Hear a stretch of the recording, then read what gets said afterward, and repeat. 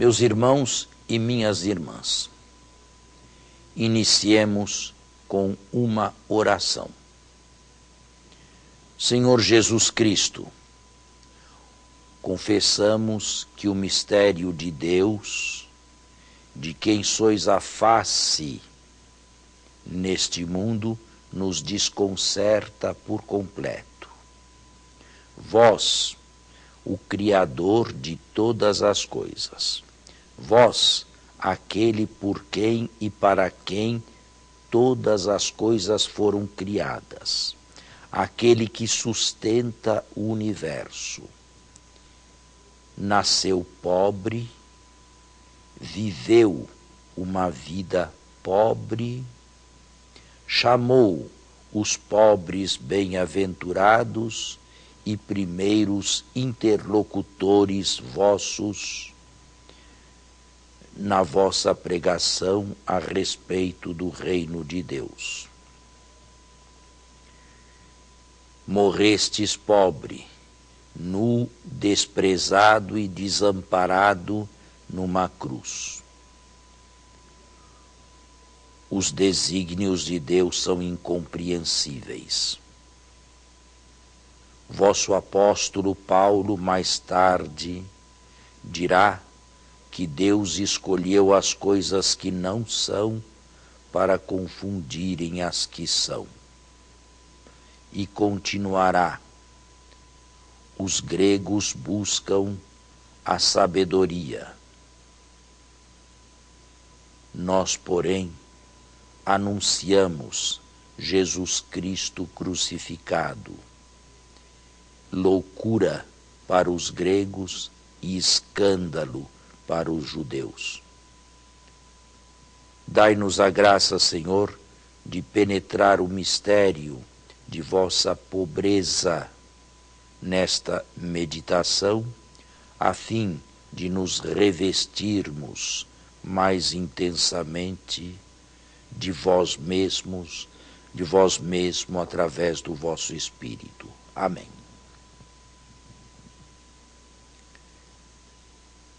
Jesus e a pobreza. Certa vez, e isto se encontra em Marcos, um jovem se aproximou de Jesus. Bom mestre, que devo fazer para chegar à vida eterna? Jesus lhe respondeu imediatamente: observa os mandamentos. Quais? E Jesus os enumera. A resposta vem rápida: mestre, tudo isto tenho procurado fazer desde a minha infância. Que me resta ainda? Jesus então olhou amorosamente e lhe disse: uma coisa te resta. Vai, vende tudo o que tens, dá aos pobres e terás um tesouro no céu. Depois, vem e segue-me. Mas conhecemos o desfecho. O jovem se foi abatido porque possuía muitos bens. E Jesus, então, voltando para os seus, disse: filhinhos, como é difícil a um rico entrar no reino de Deus. Mais fácil um camelo passar pelo orifício de uma agulha, o maior animal na Palestina nos tempos de Jesus, do que um rico entrar no reino de Deus. Contrariamente a este, Pedro logo vem a seguir e diz: mestre, eis que deixamos tudo e te seguimos. Que nos espera? E Jesus lhe promete 100 neste mundo e a vida eterna. Existe uma pobreza que não deve ser buscada para ninguém, uma pobreza maldita. Nós vivemos num país cheio de contradições, e contradições sociais. ao lado de poucos que vivem sufocados no luxo e na riqueza, uma multidão de gente que nada tem. Nós conhecemos nas grandes cidades os pobres e mendigos que a cada esquina, em cada farol, nos batem às portas dos vidros de nossos carros, pedindo uma esmola. Nós conhecemos favelas e cortiços, e não existem grandes cidades brasileiras sem as suas favelas, sem os seus cortiços e sem os moradores de rua. Gente que nada tem, gente que vive como animal, gente que faz suas necessidades na rua, como fazem os animais. Decididamente, esta pobreza é maldita. Esta pobreza não dignifica o ser humano. Esta pobreza deve ser combatida, porque ela não deixa de ser fruto das desigualdades injustas que existem entre os homens, algumas delas abençoadas pelas leis do nosso país. Não é desta pobreza, evidentemente, que falamos, e não é esta pobreza que aconselhamos a quem quer que seja. Ao lado desta pobreza, a ser combatida pela Igreja e por cada um de nós, trabalhando por um Brasil mais igualitário, existe uma outra pobreza, uma pobreza bendita, uma pobreza que sempre foi o apanágio da vida religiosa. Sabem que na vida religiosa, tanto masculina quanto feminina, se fazem normalmente 3 votos. E um dos 3 é o voto de pobreza. Isto é, não possuir absolutamente nada. Viver daquilo que oferece o Instituto e a congregação e trabalhar para ele.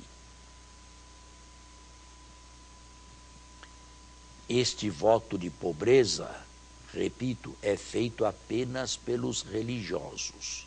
Não é a pobreza maldita, não são habitantes de rua, não são maltrapilhos, não fazem suas necessidades à vista dos outros, não dormem nas calçadas ou nos bancos dos logradores públicos. Porém, rejeitaram tudo e vivem apenas do essencial para se manterem e levar avante uma vida modesta, sem luxos e sem privilégios. Ninguém é obrigado a entrar na vida religiosa. Ninguém é obrigado a fazer voto de pobreza. Porém, a pobreza não é um conselho evangélico, como antigamente se dizia, dirigido apenas a religiosos e religiosas. A pobreza bendita, esta pobreza que nos faz contentar-nos com o necessário para se levar uma vida digna, porém modesta neste mundo, é um apanágio de Jesus Cristo. É uma das suas faces verdadeiras. É uma das suas escolhas. E aqueles que querem voltar-se a Jesus de todo o coração, aqueles que querem ser cristãos, não apenas de nome, mentindo a si mesmos e se iludindo a vida inteira de pertencerem a Cristo, mas nadando no luxo e no conforto. Aqueles que desejam imitar Jesus hão de buscar, de uma maneira ou de outra, a virtude da pobreza que os torna mais semelhantes a Jesus. Mas aqui, se por um lado encontramos uma luz, ou pelo menos uma orientação, Deus não quer o luxo, Deus não quer o supérfluo a mais não poder, não precisamos disso para viver dignamente neste mundo. Se de um lado isto é verdade, esta é a norma, este é o caminho a seguir, por outro lado, e aqui vai a dificuldade, Deus não nos deixou, nem mesmo em Jesus Cristo, um parâmetro, uma espécie de termômetro ou regra. Não nos deixou uma régua para medir as nossas riquezas ou os nossos bens e matematicamente dizer-nos até onde podemos ir. Quanto eu posso ter? Quanto eu devo ter? Isto não se encontra no Evangelho. E este é um problema, porque se de um lado os que querem ser discípulos de Jesus têm que buscar e amar a pobreza, de outro lado não há parâmetros. E por isso mesmo ela não deixa de ser um espinho nas nossas carnes. E eu confesso, um espinho na minha carne também. Até onde posso ter? Até onde devo ter? Até onde devo acumular? Que estilo de vida eu devo ter? Posso comprar um carro? Que tipo de carro eu devo ter? Posso ter uma casa? Que tipo de casa eu quero ter? Quero uma casa bonita, uma casa aconchegante, uma casa, porém, singela, ou sonho com coberturas, não se sabe bem onde, ou sonho com mansões, ou sonho com casas de campo, fazendas e casas de praia. Já esses sonhos são perigosos e perniciosos. Por quê? A pior alternativa a Deus é a riqueza. E a prova está em que os grandes ricos, salvo raríssimas exceções, não são os que frequentam as nossas assembleias, não são os que frequentam as nossas missas dominicais, não são aqueles que nos apoiam nas nossas comunidades e nas nossas paróquias. Eles têm outras coisas a fazer, eles têm outras preocupações a cuidar, eles não têm tempo para Deus. Sim, as palavras de Jesus devem soar claras nos ouvidos de cada um, sem escandalizar, ou até mesmo escandalizando, se se trata de um bom escândalo, se se trata de uma boa sacudida. É mais fácil um camelo passar pelo orifício de uma agulha do que um rico destes entrar no reino de Deus. Ou então, usando outra expressão de Jesus, já receberam neste mundo a recompensa. Nós começamos ouvindo a palavra de Deus, começamos pedindo a graça da pobreza a Deus. E agora gostaríamos de contemplar a vida inteira de Jesus, do presépio de Belém até o patíbulo da cruz. Uma frase de Jesus deveria acompanhar-nos nessa contemplação. As raposas têm tocas e as aves do céu têm seus ninhos, mas o Filho do Homem não tem onde reclinar a cabeça.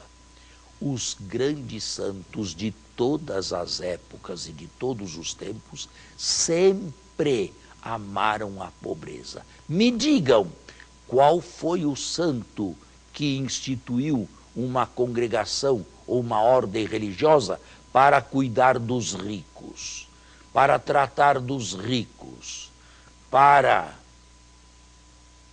se escorar nos ricos? Isto não existe na tradição da Igreja Cristã Católica e nas grandes igrejas cristãs.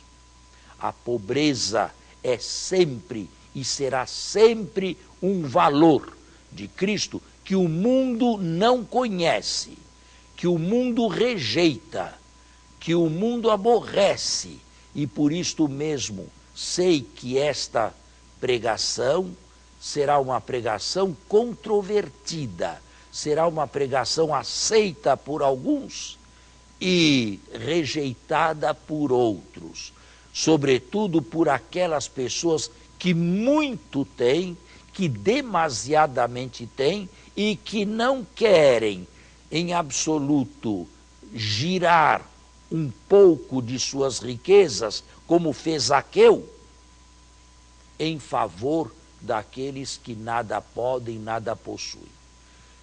Outra coisa deve ser dita.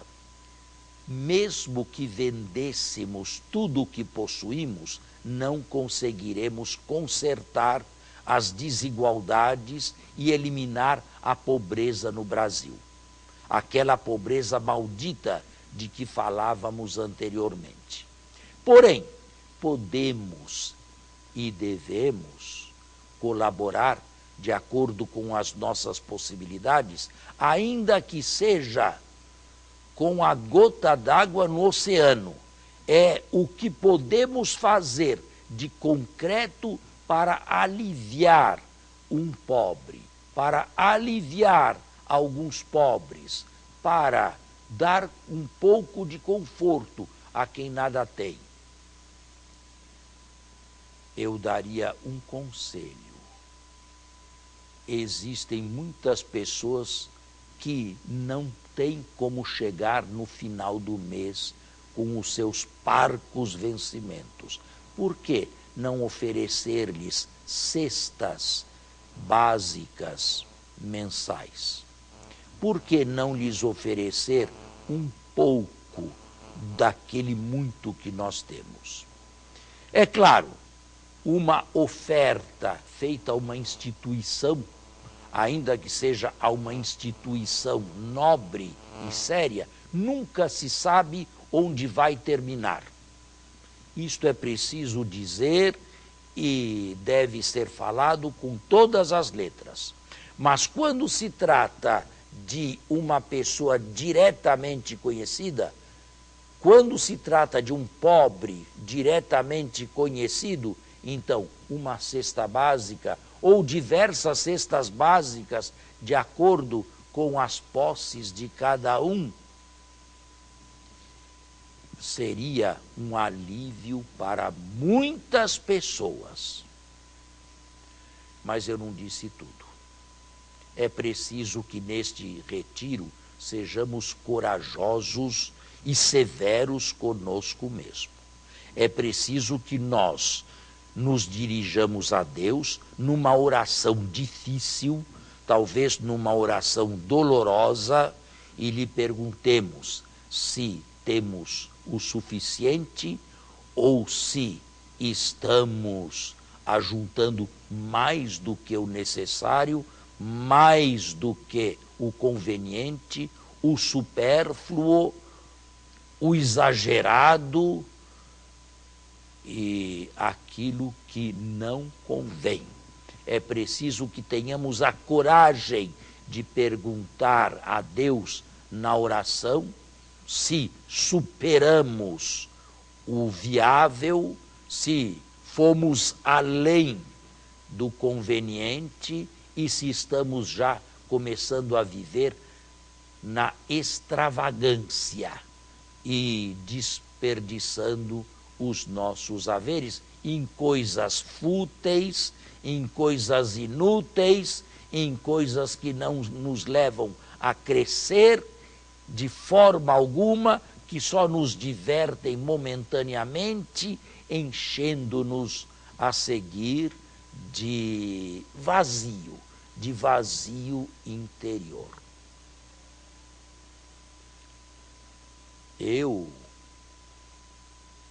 E isto vai como exemplo final. Conheci certa pessoa que carregava pérolas preciosas em cada um dos seus dedos.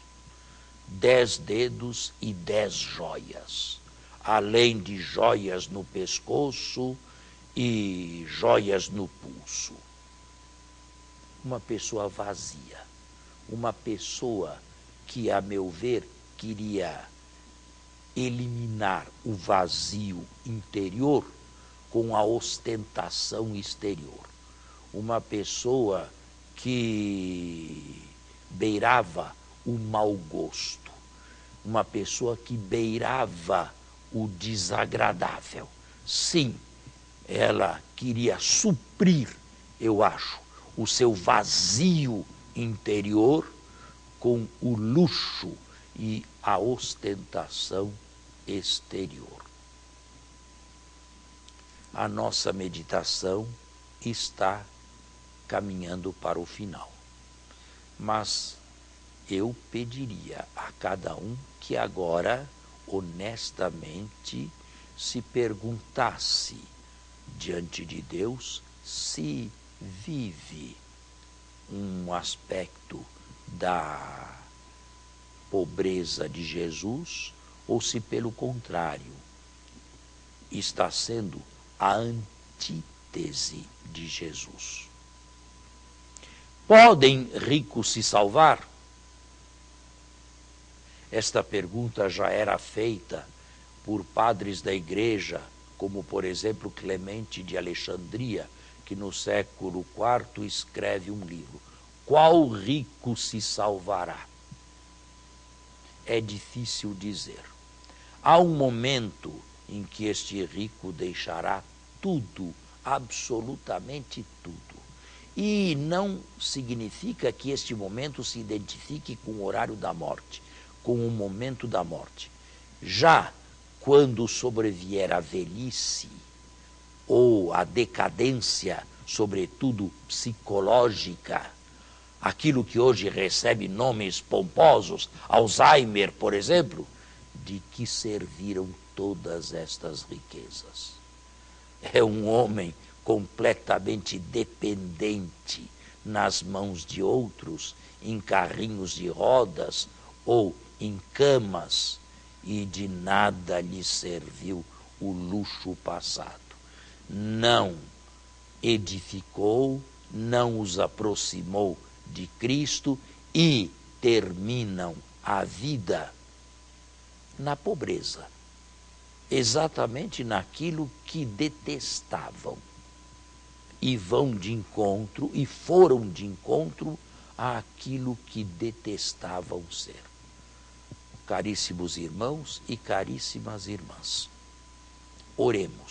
oremos incessantemente, peçamos a Jesus Cristo que nos dê a graça de o imitarmos na pobreza, ainda que tenhamos posse, ainda que não sejamos religiosos ou religiosas de voto e consagração.